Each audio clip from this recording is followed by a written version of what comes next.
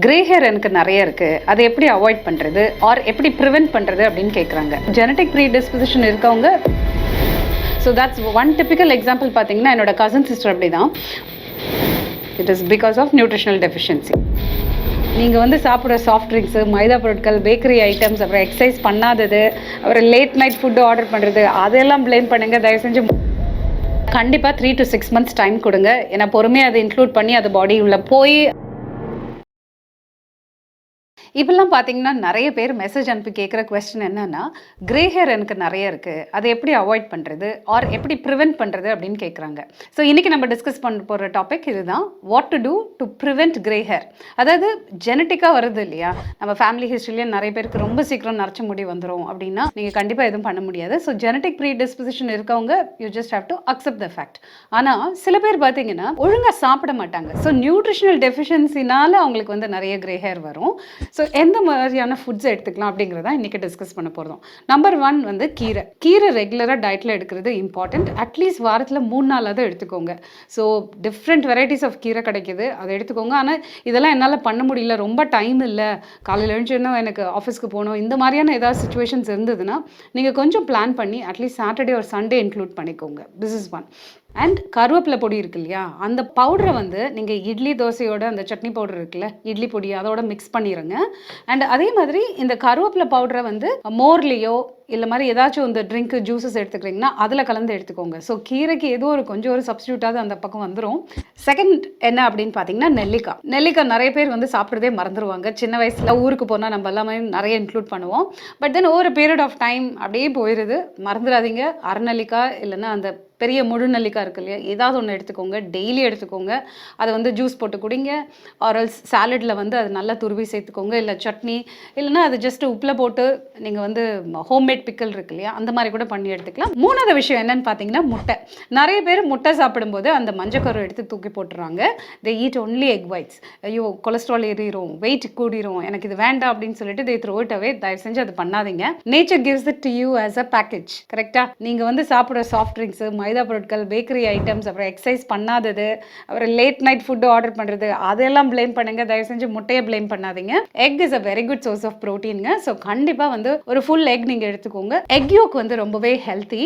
In fact அதில் வந்து உங்களுக்கு பயோட்டின் இருக்குது, அயன் இருக்குது, லெசித்தின், கோலின், இந்த மாதிரியான நிறைய விஷயங்கள் அந்த எக் யோக்கில் இருக்குது. ஸோ முட்டையை வந்து தயவு செஞ்சு ஹோல் எக்காக இன்க்ளூட் பண்ணிக்கோங்க. This is really good for your hair health. Okay, அடுத்த விஷயம், இப்போ நல்லது விஷயம் என்ன அப்படின்னு பார்த்தீங்கன்னா நட்ஸ் அண்ட் சீட்ஸ். அதாவது பாதாம் அல்லது பிஸ்தா, அக்ரூட், இந்த மாதிரியான ஏதாவது ஒரு நட் வந்து நீங்கள் எடுத்துக்கலாம்.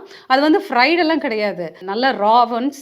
அதுவும் நைட்டே நீங்கள் வந்து தண்ணியில் ஊற வச்சுக்கலாம். அதில் வந்து உப்பு எதுவும் ஆட் பண்ணாமல் அப்படியே பச்சையாக நீங்கள் எடுத்துக்கிறது ரொம்பவும் நல்லது. ஸோ அதை டீப் ஃப்ரை பண்ணக்கூடாது.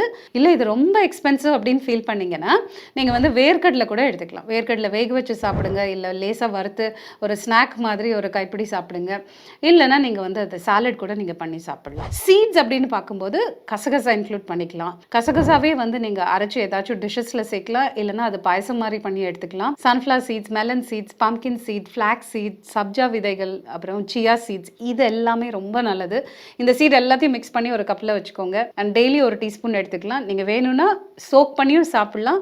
பட் யூஸ்வலாக சப்ஜா அண்ட் சியா சீட்ஸ் தான் வந்து சோக் பண்ணி சாப்பிட்ற மாதிரி இருக்கும். மற்றதெல்லாம் நீங்கள் அப்படியே ஸ்நாக் மாதிரி எடுத்துக்கலாம். நம்பர் 5 என்னன்னு பார்த்தீங்கன்னா ஃபர்மெண்டட் ஃபுட்ஸ். அதாவது இந்த புளிக்க வைக்கிறோம் இல்லையா, ப்ரீவியஸ் டேவே இந்த கஞ்சி, கூழ், இல்லை பழைய சாதம், இந்த மாதிரி எடுத்துக்கிறோம் இல்லையா, இதெல்லாம் வந்து நம்மளோட டைஜஸ்டிவ் ஹெல்த்துக்கு ரொம்பவே நல்லது. நிறைய ஹெல்த்தி ஃப்ரெண்ட்லி பாக்டீரியா எல்லாம் நம்ம குடலில் இருக்குது. அதுக்கு வந்து தீனி போட்டுக்கிட்டே இருக்கணும், அதுக்கு ஃபுட்டு நம்ம ப்ரொவைட் பண்ணிக்கிட்டே இருக்கணும். அதுக்காக தான் இதெல்லாம் இன்க்ளூட் பண்ண சொல்கிறது.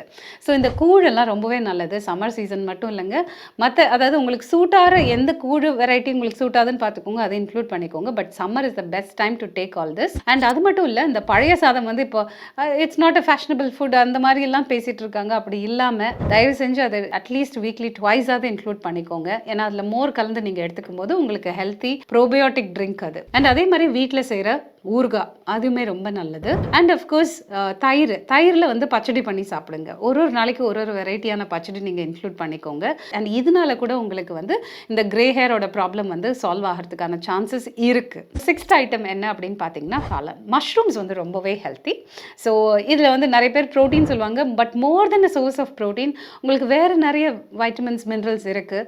It's really good for health. Potassium, phosphorus and then of course உங்களுக்கு வந்து அதில் ஜிங்க் நிறைய இருக்குது. ஜிங்க் எஸ்பெஷலி யாருக்கெல்லாம் இம்பார்ட்டன்ட் அப்படின்னு பார்த்தீங்கன்னா அடிக்கடி சிக்காரவங்க, அண்ட் தென் நிறைய என்சைம்ஸோட காம்பினேஷன்ஸில் பார்க்கும்போது zinc plays a big role. ஏதாவது காயம் ஆறணும்னாலும் இட் இஸ் ஹெல்ப்ஃபுல். ஜிங்க் எடுத்துக்கிட்டிங்கன்னா உங்களுக்கு அந்த அனீமியா கூட வராமல் இருக்கிறதுக்கு it will be very helpful. முடி நரைக்காமல் இருக்கிறதுக்கு தான் நம்ம பேசிகிட்டு இருக்கோம். ஸோ கண்டிப்பாக ஜிங்க் இன்க்ளூட் பண்ணுங்கள். மஷ்ரூம் சூப் போட்டு குடிக்கலாம், இல்லை நீங்கள் வந்து சாட்டே பண்ணலாம், இல்லை நான்வெஜ்ஜோட மிக்ஸ் பண்ணி எடுத்துக்கலாம். எப்படியாவது ஒன்ஸ் a வீக் நீங்கள் மஷ்ரூம் உங்கள் டயட்டில் இன்க்ளூட் பண்ணிக்கோங்க. அடுத்த விஷயம், அதாவது அன்பாலிஷ்ட் ரைஸ். இப்போ தான் வெரைட்டியாக உங்களுக்கு கிடைக்கிது. கவுனி அரிசி கிடைக்கிது, மூங்கில் அரிசி, அண்ட் தென் குழி அடிச்சான், அப்புறம் மாப்பிள்ளை சம்பா ரைஸ். இந்த மாதிரியான வெரைட்டி ஆஃப் ரைஸ் பார்த்தீங்கன்னா 150 வெரைட்டி கிட்ட இருக்குங்க. மார்க்கெட்டில் போய் பாருங்கள், உங்கள் வீட்டு பக்கத்தில் ஒரு கடைக்கு போய் செக் பண்ணுங்கள். இதில் வந்து இட்லி தோசை மாவு அரைங்க, அதே மாதிரி புட்டு இல்லைன்னா இடியாப்பம், இந்த மாதிரியான வெரைட்டியாக நீங்கள் பண்ணி சாப்பிடுங்க. இல்லை கஞ்சி மாவாக கூட நீங்கள் ப்ரிப்பேர் பண்ணி வச்சு அது உங்களுக்கு ரொம்ப ஈஸியாக குக் பண்ண முடியும். ஸோ இதை கூட சமைச்சு சாப்பிடுங்க. இது பண்ணும்போது உங்களுக்கு வைட்டமின் மாத்திரை கடையில் போய் வாங்கி சாப்பிட வேண்டாம். ஃபுட்டு வழியாகவே உங்களுக்கு நேச்சுரலாக நியூட்ரியன்ஸ் எல்லாம் வந்துடும். And this will also help to prevent grey hair. Number 8 என்னன்னு பார்த்தீங்கன்னா இந்த soya beans, butter beans, double beans, பட்டாணி, அப்புறம் கொள்ளு, பிளாக் தால், இந்த மாதிரியான ஐட்டம் எல்லாமே உங்கள் டயட்டில் கொண்டு வாங்க. இதில் நிறைய பி காம்ப்ளெக்ஸ் வைட்டமின்ஸ் இருக்குது.